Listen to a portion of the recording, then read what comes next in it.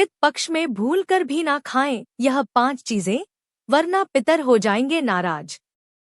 दर्शकों, हिंदू धर्म में पितृपक्ष को बहुत महत्वपूर्ण माना जाता है। इसे पितृपक्ष व श्राद्ध के रूप में भी जाना जाता है। यह पूर्ण अवधि पितरों को समर्पित है। पूर्णिमा तिथि पितृपक्ष की शुरुआत और अमावस्या तिथि इसके समापन का प्रतीक है। ऐसी मान्यता है कि इस दौरान पितरों का श्राद्ध कर्म करने से उन्हें मोक्ष की प्राप्ति होती है। सनातन धर्म में पितृपक्ष का विशेष महत्व है। पितृपक्ष के दौरान पितरों का तर्पण, श्राद्ध और पिंड दान किया जाता है। श्रद्धा भाव रखते हुए पूर्वजों का श्राद्ध पितरों की शांति के लिए विधि विधान से करना चाहिए। मान्यता है कि श्राद्ध पक्ष के 15 दिनों के दौरान पितर धरती पर आते हैं। ऐसे में उनका आशीर्वाद पाने के लिए उन्हें तृप्त करना बहुत जरूरी है। इस दौरान पितरों की आत्मा की शांति के लिए कई तरह के उपाय को करने के साथ ब्राह्मणों को भोजन करना शुभ माना जाता है। पितृपक्ष के दौरान खानपान का विशेष ध्यान रखने की जरूरत है। आइए जानते हैं पितृपक्ष के दौरान कौन सी सब्जियां नहीं खानी चाहिए और कौन से काम नहीं करने चाहिए। सबसे पहले तो इस बात का ख्याल रखें कि जो व्यक्ति श्राद्ध क्रिया करता है उसे बाहर के बने खाने का सेवन नहीं करना चाहिए। उस व्यक्ति को 15 दिन तक सात्विक भोजन ही करना चाहिए। दरअसल धार्मिक दृष्टि से बाहर का खाना अशुद्ध माना जाता है। तो आइए जानते हैं कि पितृपक्ष में कौन सी सब्जियां नहीं खानी चाहिए। लेकिन उससे पहले अगर आप भी चाहते हैं कि भगवान श्री विष्णु का आशीर्वाद आपके ऊपर सदैव बना रहे, तो इस वीडियो को एक लाइक करके आपके अपने चैनल किट्टू वेब टीवी को सब्सक्राइब कर लें और कमेंट बॉक्स में जय लक्ष्मी मां लिखकर अपनी हाजिरी अवश्य लगाएं। पितृपक्ष में इन चीजों का भूलकर भी सेवन ना करें। नंबर 1, मसूर की दाल। पितृपक्ष में मसूर की दाल का सेवन नहीं करना चाहिए। दरअसल ऐसा करना अशुभ माना जाता है। ज्योतिष शास्त्र में मसूर दाल का संबंध मंगल से माना गया है और मंगल क्रोध का कारक है, इसलिए मसूर दाल का सेवन पितृपक्ष में मना किया गया है। नंबर 2, पक्का चावल, जिसे उसना भी कहा जाता है। इसका सेवन भी पितृपक्ष में वर्जित माना गया है। पूजा पाठ के काम में अरवा चावल का इस्तेमाल किया जाता है, जिसे कच्चे चावल के नाम से भी जाना जाता है। इसका सेवन आप कर सकते हैं।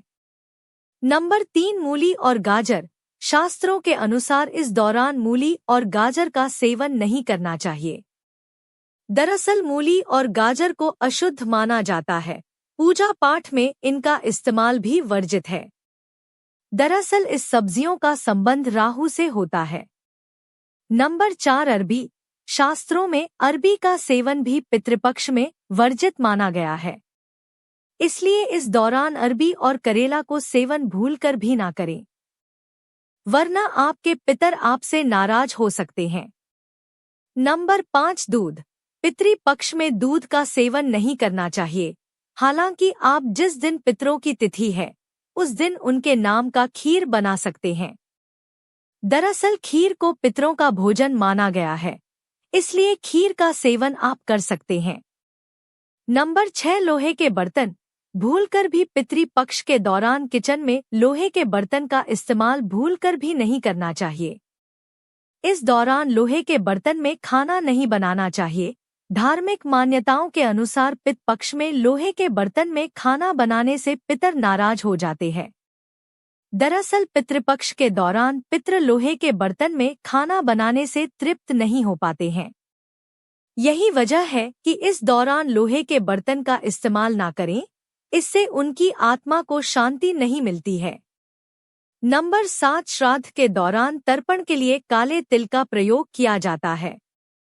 इस दौरान भूलकर भी लाल या सफेद तिल का इस्तेमाल ना करें।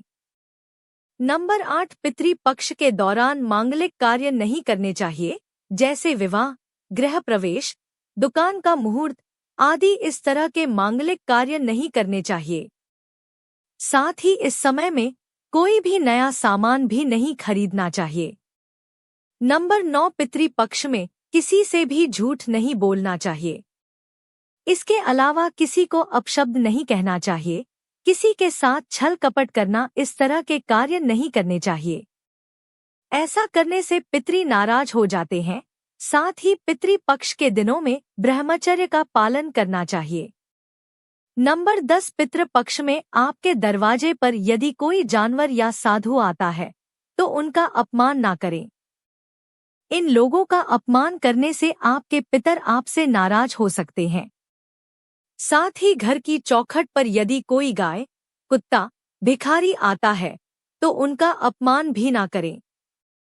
नंबर 11, श्राद्ध करने वाले को बाल, नाखून और दाढ़ी नहीं काटना चाहिए। दर्शकों, अब जानते हैं कि पितृ पक्ष में क्या करना चाहिए। नंबर 1, पितृ पक्ष में प्रतिदिन गायत्री मंत्र का जप अवश्य करें, पितर दोष से मुक्ति मिलेगी। नंबर 2, प्रत्येक श्राद्ध वाले दिन गाय, कुत्ते, चींटियों और कौआ को भी भोजन प्रदान करना चाहिए। नंबर 3, पितृ पक्ष के दौरान रोजाना स्नान के तुरंत बाद जल से ही पितरों को तर्पण करें या किसी ब्राह्मण से करवाएं। इससे उनकी आत्माएं जल तृप्त होती है और आशीर्वाद देती हैं। इसके अलावा यदि आप अपने पितरों का तर्पण करते हैं तो ब्रह्मचर्य के नियमों का पालन करें। नंबर 4, शाम को एक सरसों के तेल या गाय के घी का दीपक दक्षिण मुखी में जलाएं। नंबर 5, पितृ पक्ष के दिनों में पितरों के लिए जो भी भोजन रखें वह भोजन बाद में गाय, कौआ, कुत्ता आदि को खिला दें। हिंदू धर्म में मान्यता है कि इनके माध्यम से यह भोजन पितरों तक पहुंच जाता है। नंबर 6, प्रत्येक श्राद्ध वाले दिन यथाशक्ति ब्राह्मणों या गरीबों को भोजन कराएं और यथाचित दक्षिणा देकर आशीर्वाद लें। नंबर 7, पितृ पक्ष में पितरों की अनुकूलता पाने हेतु श्रीमद् भागवत महापुराण का मूल पाठ तथा श्रीमद् भगवत गीता का पाठ करें। नंबर 8, पितृ पक्ष में पितरों की कृपा पाने के लिए ब्रह्मा गायत्री मंत्र का भी जप अनुष्ठान करें। नंबर 9, प्रतिदिन पितृ सूक्त गायत्री का संपुट लगाकर अधिक से अधिक पाठ करें या करवाएं। वैसे 11,000 पाठ में अनुष्ठान की पूर्णता होती है। नंबर 10, यदि कोई शादीशुदा व्यक्ति श्राद्ध कर रहा है तो उसके साथ उसकी पत्नी का होना भी जरूरी है। दर्शकों, बताई गई सभी जानकारियां सामाजिक और धार्मिक आस्था पर आधारित हैं। अगर वीडियो पसंद आई तो एक लाइक और हमारे चैनल किट्टू वेब टीवी को सब्सक्राइब करें और कमेंट बॉक्स में जय श्री राधे लिखना ना भूलें। धन्यवाद।